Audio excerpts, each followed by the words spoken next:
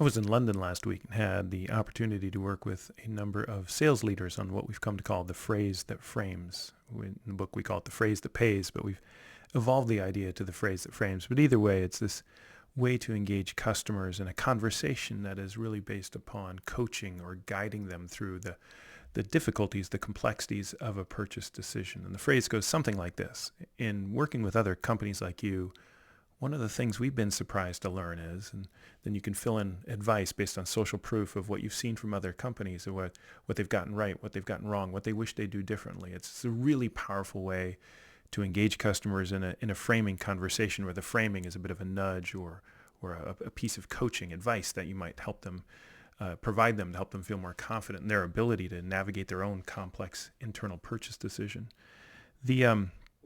The thing that was interesting about it, the phrase that frames, we had a long conversation about it. It doesn't have to be these exact words. It's more the phrase that frames is really meant to be more of a posture, a mindset, a way to think about how you engage customers such that you can provide this sort of guidance or nudging or framing or coaching.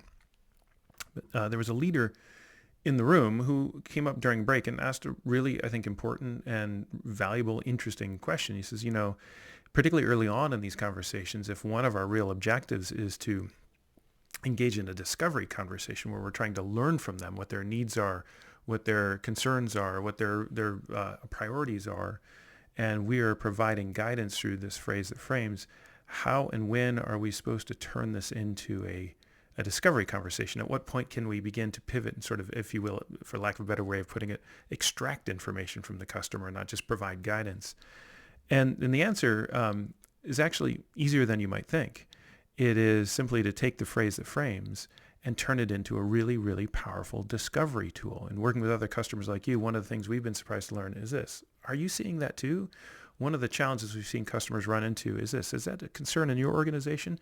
We've seen a number of companies struggle with this or get this right or get this wrong. How is that likely to work in your organization? Or is that something you're concerned about? In other words, you can simply turn the phrase that frames into a question. But notice what you've done now is not just provide an open-ended question like what's keeping you up at night or what are you working on, but you've provided a question that is based on and prefaced by guidance, by coaching. You've essentially provided value before seeking to extract it by sharing with that customer not just what your opinion is or what you think, but what they want more than anything else, which is a better sense of what other companies like them are doing. What have they gotten right? What have they gotten wrong? What would they do differently? What value have they seen? What decisions have they made that have seemed to pay off?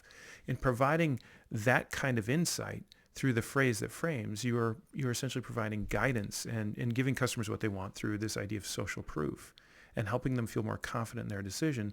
But then following it, just tagging on a simple question of whatever seems appropriate at the time. Is that the same for you, or is it a little bit different here? Do you see it the same way, or are you thinking about it a little bit differently? Are there other concerns you might have? I can do both discovery and framing at the same time. And I think that's such a powerful way to think about framing is it doesn't have to be in lieu of discovery. It can be actually as the basis of discovery. The two can actually serve one another extremely well and put you in a position where you're showing up and delivering value while simultaneously seeking to generate value for, or at least to learn from the customer. You're helping the customer learn. Maybe that's a better way to put it.